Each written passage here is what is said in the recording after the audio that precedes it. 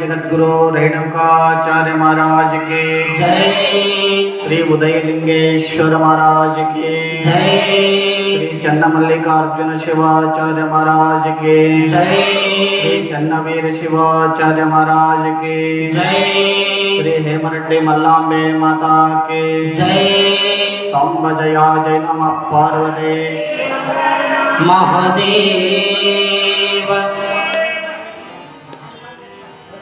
ಒಂದರ ಸೌಂಡ್ ಬಿಡ್ರಿ ಒಂದರ ಪಂಚಾನನ ತನದ್ಭೂತಾನ್ ಪಂಚಾಕ್ಷರ ಮನೋಪಮಾನ್ ಪಂಚಸೂತ್ರಕೃತ ವಂದೇ ಪಂಚಾಚಾರ್ಯಾನ್ ಜಗದ್ಗುರೋನ್ ತ್ರೈಲೋಕ್ಯ ಸಂಪದಾಲೇಖ್ಯ ಸಮುಲ್ಲೇಖನ್ನಭಿತ್ತಯೇ सच्चिदानंद रूपाय शिवाय ब्रह्मणे नमः। यामाहु सर्वलोकानां प्रकृतिं शास्त्रपारगाः तां धर्मचारिणीं शम्भो प्रणमामि परां शिवं। नमस्तुंगा शिरचुंबी चंद्र चामरा चारवे त्रैलोक्य नगरारंभ मूलस्तंभाय शंभवे। गुरु ब्रह्मा गुरुर्विष्णु गुरुर्देवो महेश्वर गुरुर साक्षात् परब्रह्म तस्मै श्री गुरवे नमः। सुवर्णवल्ली पुरपालकाय सुवर्ण वर्णाय सुखात्मकाय सुदेश वंद्याय सुभावनाय श्री उदयलिंगाय नमः शिवाय। ಪ್ರಥಮದಲ್ಲಿ ವೀರಶೈವ ಮಹಾಮತ ಸ್ಥಾಪನಾಚಾರ್ಯವರ್ಯರಾದ ರೇಣುಕಾದಿ ಪಂಚ ಆಚಾರ್ಯರನ್ನ ಬಸವಾದಿ ಶಿವಶರಣರನ್ನ ಎನ್ನ ಮನೋಮಂದಿರದಲ್ಲಿ ಧ್ಯಾನಿಸಿಕೊಂಡು ಎನ್ನ ಆರಾಧ್ಯ ಗುರುವರ್ಯರಾದ ಶ್ರೀ ಶಟಸ್ಥಲ ಬ್ರಹ್ಮ ವೀರ ತಪಸ್ವಿ ಚನ್ನವೀರ ಶಿವಾಚಾರ್ಯರವರ ಪವಿತ್ರ ಪಾದಾರ ಬಿಂದುಗಳಿಗೆ ಅನಂತ ಕೋಟಿ ಭಕ್ತಿಯ ನಮನಗಳನ್ನು ಸಮರ್ಪಿಸಿ ಕ್ಷೇತ್ರದ ಆರಾಧ್ಯ ದೈವ ನಾಗಠಾಣದ ನಂದಾದೀಪ ಶ್ರೀ ಉದಯಲಿಂಗೇಶ್ವರರ ಕರ್ತೃಗತಿಗೆ ದೀರ್ಘ ದಂಡವತ್ ಪ್ರಣಾಮಗಳನ್ನು ಸಮರ್ಪಿಸಿ ಇವತ್ತಿನ ಒಂದು ಸುಂದರವಾದ ಸಮಾರಂಭದ ಪರಮ ಪಾವನ ಸಾನ್ನಿಧ್ಯವನ್ನು ಬಯಸಿ ನಮ್ಮ ನಿಮ್ಮೆಲ್ಲರಿಗೆ ದರ್ಶನ ಆಶೀರ್ವಾದವನ್ನು ಕರುಣಿಸಿ ಈ ಭಾಗದಲ್ಲಿ ನಡೆದಾಡುವ ಮಾತನಾಡುವ ದೇವರಾಗಿ ಕಾಯಕ ಯೋಗಿಗಳಾಗಿ ಲಿಂಗ ಪೂಜಾ ನಿಷ್ಠರು ಶ್ರೀ ಮಾಘಚ ಚನ್ನಮಲ್ಲಿಕಾರ್ಜುನ ಶಿವಾಚಾರ್ಯ ಮಹಾಸ್ವಾಮೀಜಿಯವರ ಡಿದಾವರಗಳಿಗೆ ಅನಂತ ಭಕ್ತಿಯ ನಮನಗಳನ್ನು ಸಮರ್ಪಿಸಿ ಕಥಾನಾಯಕಿಯಾದ ಹೇಮರೆಡ್ಡಿ ಮಲ್ಲಾಂಬೆಯನ್ನು ಧ್ಯಾನಿಸಿ ಯಾವತ್ತೂ ಈ ಒಂದು ಸುಂದರವಾದ ಸಮಾರಂಭದಲ್ಲಿ ತಮ್ಮದೇ ಆದ ಸುಶ್ರಾವ್ಯ ಕಂಠದಿಂದ ಸುಂದರವಾದ ಸಂಗೀತ ಸೇವೆಯನ್ನು ಕೊಡುತ್ತಿರುವ ಗಾನ ಕೋಗಿಲೆ ಎಂದೇ ಪ್ರಖ್ಯಾತರಾದ ಶ್ರೀ ವಿರೂಪಾಕ್ಷಯ್ಯ ಗೌಡಗಾಂವರೇ, ಅದಕ್ಕೆ ಸರಿಸಮಾನವಾಗಿ ಸುಂದರವಾದ ತಬಲಾ ಸಾಥಿಯನ್ನು ಕೊಡುತ್ತಿರುವ ತಬಲಾ ಚತುರರೆಂದೇ ಪ್ರಖ್ಯಾತರಾದ ಶ್ರೀ ಬಸವರಾಜ ಅಳಂದವರೇ, ಇವತ್ತಿನ ಕಾರ್ಯಕ್ರಮದಲ್ಲಿ ಉಪಸ್ಥಿತಿಯನ್ನು ವಹಿಸಿರುವ ಶ್ರೀ ಪರಮಾನಂದ ಪೂಜಾರಿಯವರೇ, ನಂದಿ ಬಸವಣ್ಣನಾಗಿ ಸೇವೆಯನ್ನು ಸಲ್ಲಿಸುತ್ತಿರುವ ಶ್ರೀಯುತರಾದ ಸುರೇಶ್ ಕುಮಾರ್ ಕತ್ನಳ್ಳಿಯವರೇ ಉರುಫ್ ಕಮಲಾಪತಿಯವರೇ, ಯಾವತ್ತೂ ಇಲ್ಲಿ ಆಗಮಿಸಿರುವ ಸಕಲ ಸದ್ಭಕ್ತಾದಿಗಳೇ, ಮೊಮೋಕ್ಷಗಳೇ, ಗುರು ಹಿರಿಯರೇ, ಮಾತೆಯರೇ, ಮುದ್ದು ಮಕ್ಕಳೇ, ನಿಮ್ಮೆಲ್ಲರ ಅಂತರಾತ್ಮದಲ್ಲಿ ಅಮರನಾಗಿರುವ ಆ ಪರಶಿವನ ಸ್ವರೂಪಕ್ಕೆ ಶರಣು ಶರಣಾರ್ಥಿಗಳು.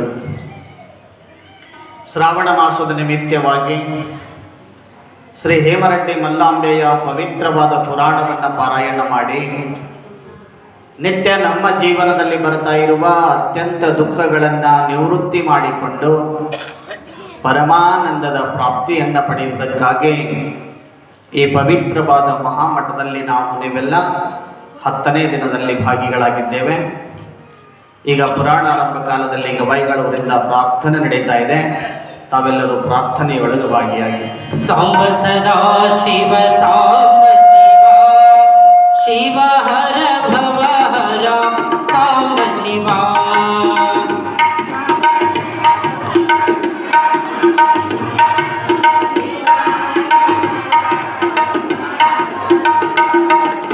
ಸಾಂಬ ಸದಾ ಶಿವ ಸಾಂಬ ಶಿವ ಶಿವ ಹರ ಭವ ಹರ ಸಾಂಬ ಶಿವ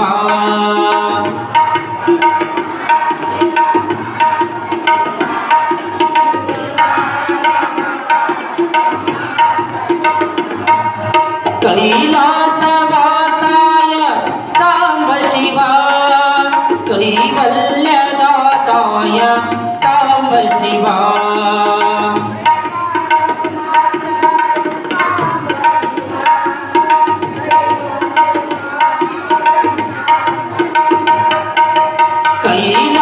ಕೈಲಾಸವಾಸಾಯ ಸಾಂಬ ಶಿವ ಕೈವಲ್ಯದಾತಾಯ ಸಾಂಬ ಶಿವ ಶ್ರೀಶೈಲಪುರವಾಸ ಸಾಂಬ ಶಿವ ಶ್ರೀಶೈಲಪುರವಾಸ ಸಾಂಬ ಶಿವ ಶ್ರೀಮಲ್ಲಿನಾಥಾಯ ಸಾಂಬ ಶಿವ ಶ್ರೀಮಲ್ಲಿನಾಥಾಯ ಸಾಂಬ ಶಿವ ಸಾಂಬ ಸದಾ ಶಿವ ಸಾಂಬ ಶಿವ ಶಿವ ಹರ ಭವ ಹರ ಸಾಂಬ ಶಿವ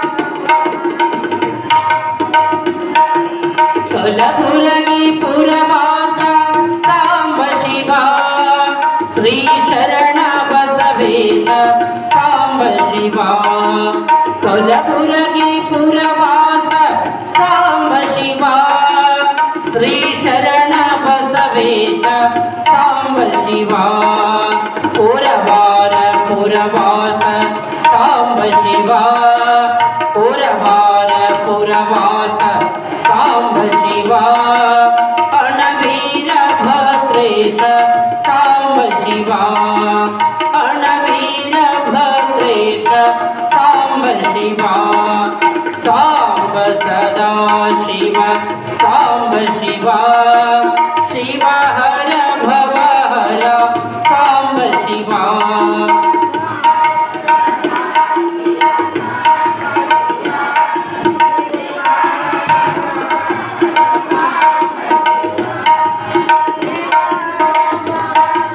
ನಾಗಠಾಣ ಪುರವಾಸ ಸಾಂಬ ಶಿವ ಉದಯಲಿಂಗೇಶ್ವರ ಸಾಂಬ ಶಿವ ನಾಗಠಾಣ ಪುರವಾಸ ಸಾಂಬ ಶಿವ ಉದಯಲಿಂಗೇಶ್ವರ ಸಾಂಬ ಶಿವ ಸ್ವರ್ಣಲಾಪುರವಾಸ ಸಾಂಬ ಶಿವ ಸ್ವರ್ಣಲಾಪುರವಾಸ ಸಾಂಬ ಶಿವ ಶ್ರೀ ಸಿದ್ಧರಾಮೇಶ ಸಾಂಬ ಶಿವ ಶ್ರೀ ಸಿದ್ಧರಾಮೇಶ ಸಾಂಬ ಶಿವ ಸಾಂಬ ಸದಾ ಶಿವ ಸಾಂಬ ಶಿವ ಶಿವ ಹರ ಭವ ಹರ ಸಾಂಬ ಶಿವ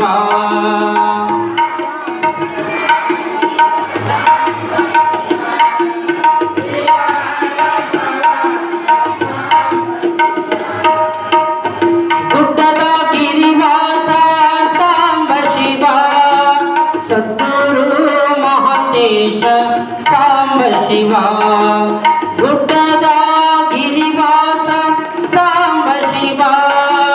सद्गुरु महांतेश सांब शिवा कडकोळ पुरवास सांब शिवा कडकोळ पुरवास सांब शिवा मडिवाळ शिवयोगी सांब शिवा मडिवाळ शिवयोगी सांब शिवा सांब सदा शिव सांब शिवा शिव हर भव हर सांब शिवा शिव हर भव हर सांब शिवा शिव हर भव हर सांब शिवा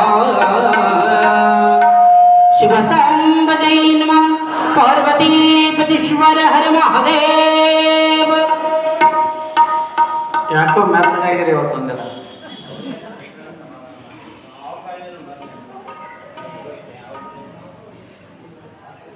ಮೆತ್ತಗೆ ಮಾಡ್ರಿ ಒಂದಿನ ಮೆತ್ತಗಾಗಬೇಡ್ರಿ ಇನ್ನೊಂದು 19 ದಿನ ಆಯ್ತು ಮತ್ತೆ ಆರಾಮ ಇರೋದೇ ಅದು ಜಲ್ದಿ ಬಿಡೋದು ನಾವು ಡೊಳು ಚಲೋ ಆಗ್ತದೆ ನಾ ಬಿಡಲಿಲ್ಲ ಅಂದ್ರೆ ನಿನ್ನೆ ಶ್ರೀಶೈಲ ಮಲ್ಲಯ್ಯ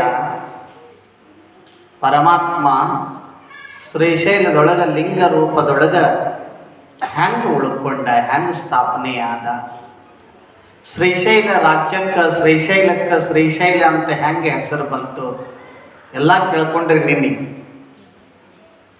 ತಿಳಿದದ ಎಲ್ಲರಿಗೆ ಆ ಶ್ರೀಶೈಲ ರಾಜ್ಯನ ಮೇಲೆ ಒಬ್ಬ ರಾಕ್ಷಸ ದಾಳಿ ಮಾಡ್ದ ಯಾರು ತಿಳಿದದಂದ್ರಲ್ಲ ಯಾರು ಮಾಡಿದ್ರು ದಾಳಿ ಬಾಣಾಸುರ ಇರತಕ್ಕಂಥ ದೈತ್ಯ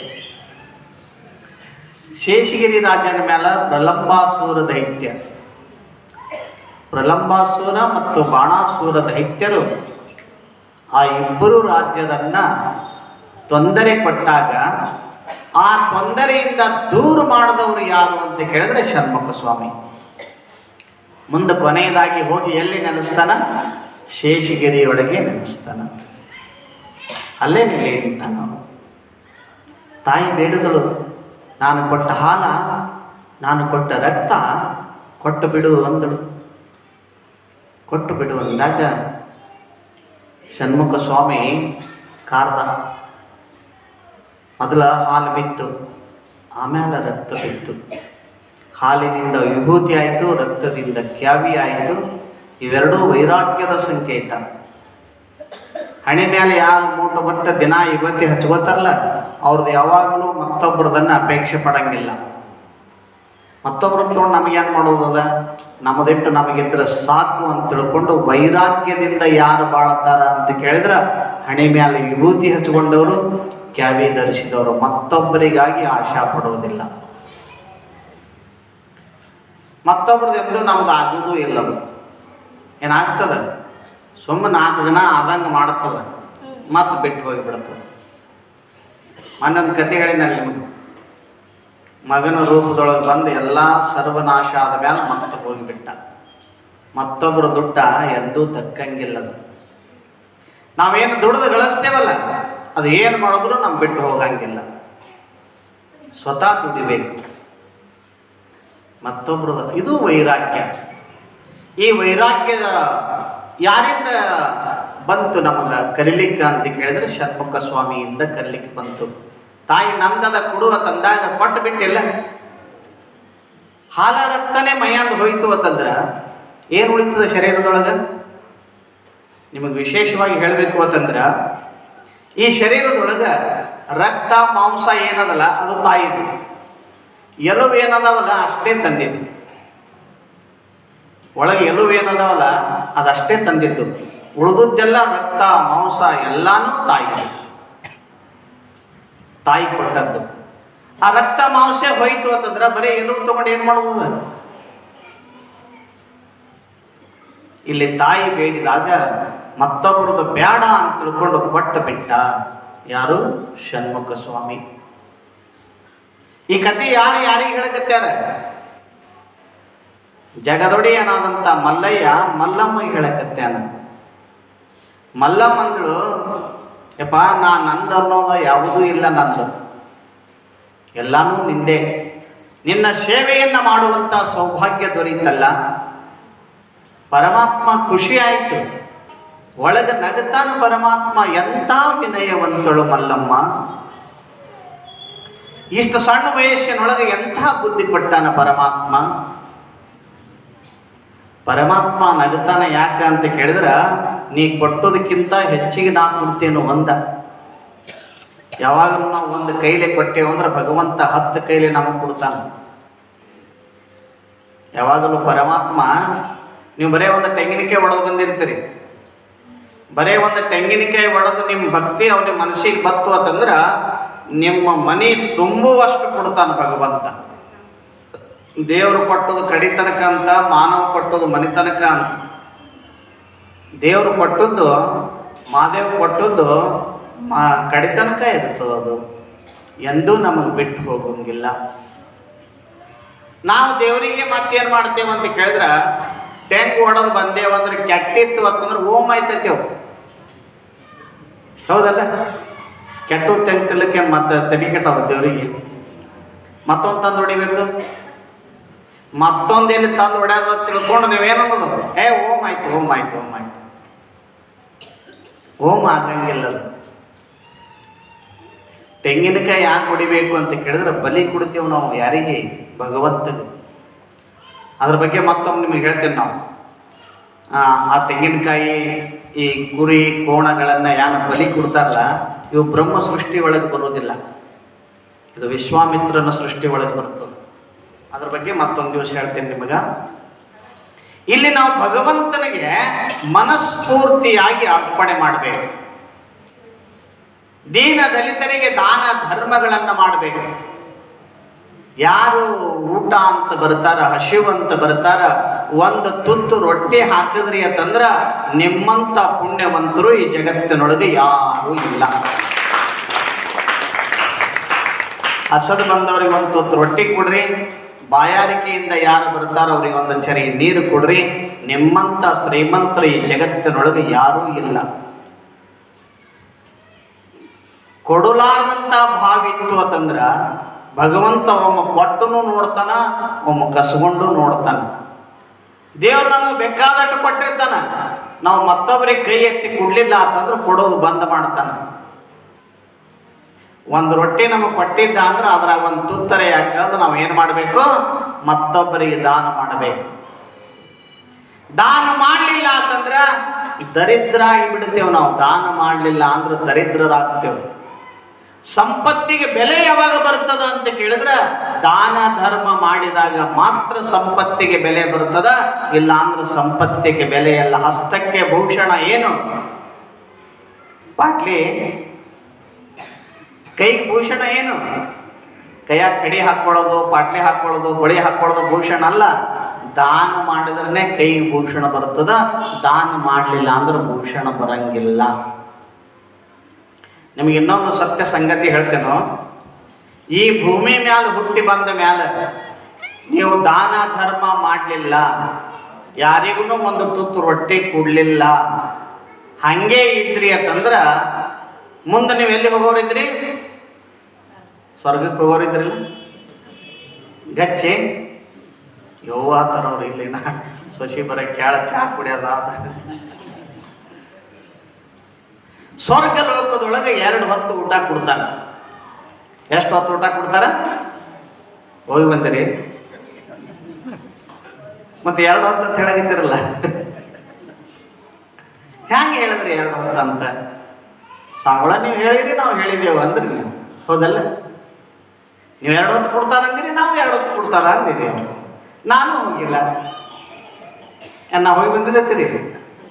ಇಲ್ಲ, ನಾನು ನಿಮ್ಮ ಜೋಡಿನೇ ಬರೋವಂತ. ಸ್ವಾಮಿ ನಮಗೆ ಯಾಕೆ ಕರ್ಕೊಂಡು ಹೋಗ್ತಾನ ಅಂತೀರಿ? ನಿಂದ ನೀವು ಹೋಗು ಮಾರಾಯ, ಮತ್ತೆ ಯಾಕೆ ನಮಗೆ ಕರ್ಕೊಂಡು ಹೋಗ್ತೀವಿ? ಸ್ವರ್ಗ ಲೋಕದೊಳಗೆ 2 ಹೊತ್ತು ಊಟ ಕೊಡ್ತಾರಂತ ಶಾಸ್ತ್ರ ಪುರಾಣ ಪುಣ್ಯಕಥೆಗಳು ಹೇಳ್ತಾವ.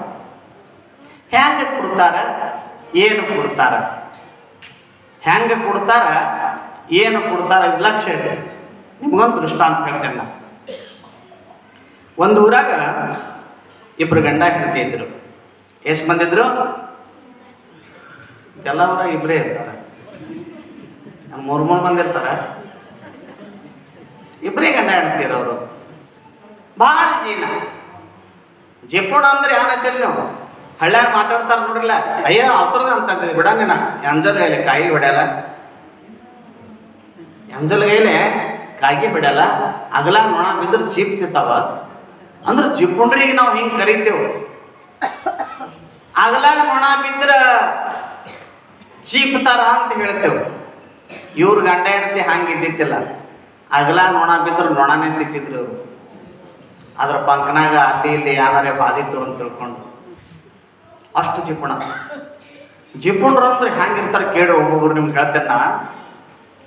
ಇಬ್ರು ಗಂಡ ಹೆಂಡತಿ ಹುಣಿಮೆ ಬತ್ತಲ್ಲ, ಅಮಾಶಿ ಬತ್ತಲ್ಲ, ಹುಣಿಮೆ ತನಕ ಮ್ಯಾಳಿಗೆ ಮೇಲೆ ಕೂತ್ಕೊಳ್ತಿರು. ಚಿಮ್ನಿ ಬೆಳಕು ಹಚ್ತಿತ್ತಿಲ್ಲ ಅವ್ರು, ಬೆಳದಿಂಗಳದಾಗೆ ಕೂತ್ಕೊಳೋದು. ಮತ್ತವ್ರ ಮನ್ಯಾಗ ಲೈಟ್ ಹಚ್ಚಿರ, ದಾಂಡಿಗೆ ಲೈಟ್ ಹಚ್ಚಿರ, ಮನೆ ಮುಂದೆ ಆತಂದ್ರೆ ಆ ಬೆಳಕನ್ನ ಕೂತ್ಕೊಳೋದು. ಖರೆ ಮನ್ಯಾಗ ಲೈಟ್ ತಗೊಂಡಿತ್ತಿಲ್ಲ, ಚಿಮ್ನಿ ಹಚ್ತಿತ್ತಿಲ್ಲ ಅವ್ರು. ಇಂಥವ್ರಿಗೆ ಏನಾಯ್ತು ಅಂತ ಕೇಳಿದ್ರ, ಒಂದ್ ಸಾರಿ ಗಂಡ ನಶಿಕನಾಗಿ ಗೆದ್ದು ಊರಿಗೆ ಹೋಗಾಮಿದ್ದ. ಆಕಡಿಸ್ಬೇಡ್ರಿ ಒಳ್ಳೆ ಒಟ್ಟ, ನೀವು ಆಕಡಿಸಿದ್ರೆ ನನಗ ನಿಂದು ಬರ್ತವ. ಆಕಡಿಕೆ ಅಕ್ಕ ತಂಗ್ಯಾರ. ಅದಕ್ಕೆ ನೀವು ಆಕಡಿಸ್ತಿರ್ತೇಳಿ ಇಂಥವೆಲ್ಲ ಹಾಸ್ಯ ಕಥೆಗಳು ಹೇಳ್ಕೊತ ಹೊಂಟಿರ್ತೇನೆ ನಾವು ಸ್ವಲ್ಪ ಒಳಗೆ. ನಕ್ರಿ ಅಂದ್ರೆ ಅದೇನಾಗ್ತದ, ಮನಸ್ಸು ಹಗರ ಆಗ್ತದ. ಆಮೇಲೆ ನಿದ್ದೆ ದೂರ ಆಗ್ತದೆ. ನಿದ್ದೆ ಬರೋದು ಸ್ವಾಭಾವಿಕ. ಯಾಕೆ? ಆನಂದ ಮುತ್ತೆ ಮಠ ಕಟ್ಟಿಟ್ಟನ, ತಂಪು ಗಾಳಿ ಬೀಸ್ತದ, ಶಿಸ್ತು ಊಟ ಮಾಡಿ ಬಂದಿರ್ತೇವು, ಮತ್ತು ಸಣ್ಣಾಗಿ ನಿದ್ದೆ ತೊಳೋದೇ ಅದು. ಗಂಡ ಊರಿಗೆ ಹೋಗಮಿದ್ದ. ಹೆಣ್ತಿಗೆ ಹೇಳ್ದ, ನೋಡ ಇಲ್ಲಿ ನಶಿಕ್ನಾಗ ಎದ್ದು ನನಗೆ ಬುದ್ಧಿ ಕಟ್ಟು ಅಂದ. ಹೋರಿ ಅದು ಬರಾಬರ ನಶಿಕ್ನ 4ಕ್ಕೆ ಎದ್ದಾಳ. 4ಕ್ಕೆ ಎದ್ದು ಚಿಮ್ನಿ ಹಚ್ಚಿ ಏನು ಮಾಡ್ಯಾಳ, 4 ರೊಟ್ಟಿ ಮಾಡ್ಯಾಳ, ಒಂದಿಷ್ಟು ಪಲ್ಯ ಮಾಡ್ಯಾಳ. ಪಲ್ಯ ಮಾಡಿ ಗಂಡಿಗೆ ಬುದ್ಧಿ ಕೊಟ್ಟು ನೀವು ಹೋಗಿ ಬರ್ರಿ ಅಂತ ಕಳ್ಸ್ಯಾಳಕ್ಕೆ. ಕಳ್ಸ್ಯಾಳ. ಇದು ಎಲ್ಲಿಗೆ ಹೋಗ್ಯದ್ರಿ? ಅತರ್ಗಕ್ಕೆ ಹೋಗ್ಯದ. ಅಲ್ಲಿ ಹೋದ್ಮೇಲೆ ನೆನಪಾಗ್ಯದ, ಚಿಮಣಿ ನನ್ನ ಹೆಂಡತಿ ಆರ್ಸ್ಯಾಳೋ ಇಲ್ಲೋ. ಮತ್ತೆ ಬತ್ರಿ ಗಿರೇಕಿ ಹೊಳ್ಳಿ ಬಂದ ಹೆಂಡತಿಗಂದ, ಅಂತ ಬಾಗ್ಲ ನಿಂತು. ಯಾಕ್ರಿ ಅಂದಳು. ಅಲ್ಲ ಚಿಮಣಿ ಆರಿಸಿದೇ ಇಲ್ಲ ಅಂದವ. ನೀನು ಬಾಯಾಗ ಮಾಡಲು, ನೀ ಹೆಚ್ಚಿ ಹೊರಗಿಡದ್ರಾಗ ಚಿಮಣಿ ಆರಿಸಿದ್ನ, ನೀ ಎಲ್ಲಿ ತನಕ ಹೋಗಿ ಬಂದೆ ಅಂತ ಕೇಳೋದಕ್ಕೆ. ನಾ ಅತರ್ಗ ತನಕ ಹೋಗಿ ಬಂದ. ಅಲ್ಲ ಅಲ್ಲಿ ಹೋಗಿ ಬರ್ಬೇಕಾದ್ರೆ ನಿನ್ನ ಚಪ್ಪಲ್ ಇಟ್ಟು ಸಮದಿರ್ಬೇಕಂದಳಕ್ಕೆ. ಅಲ್ಲಿಗೆ ಹೋಗಿ ಬರೋ ತನಕ ನಿನ್ನ ಚಪ್ಪಲ್ ಇಟ್ಟು ಸಮದಿರ್ಬೇಕು. ಅವಂದ ನಾನು ನಿನ್ನಡ್ ದಡ್ಡಿಲ್ಲ ಅಂದವ. ನೋಡಿ ಚಪ್ಪಲ್ ಬಗಲ ಹಿಡ್ಕೊಂಡು ಬಂದಿದ್ದ ಅಂತ. ಇಂಥ ಜೀನ್ರು ಎಂದರೆ ದಾನ ಧರ್ಮ ಮಾಡ್ತಾರೇನು? ಇಂಥ ಪೈಕಿ ಜೀನ್ರು ಇದ್ರು ಇಬ್ರು ಗಂಡ ಹೆಂಡತಿ. ಆಕಿ ದಿನ 3 ರೊಟ್ಟಿ ಮಾಡ್ತಿದ್ರು. ತನಗೆ 2, ಗಂಡು 1. ಆಕೆಗೆ 2, ಗಂಡು 1 ಕೊಡ್ತಿದ್ದಳು ದಿನ. ಯಾಕೆ? ಗಂಡ ಅಲ್ಲಿ ಇಲ್ಲಿ ಪುರಾಣ ಕಾಲದಲ್ಲಿ ಮಾಡ್ದಲ್ಲಿ ಮಠದಾಗ 1 ರೊಟ್ಟಿ ತಿಂದು ಬರ್ತಾನ, ನೀವು 1 ರೊಟ್ಟಿ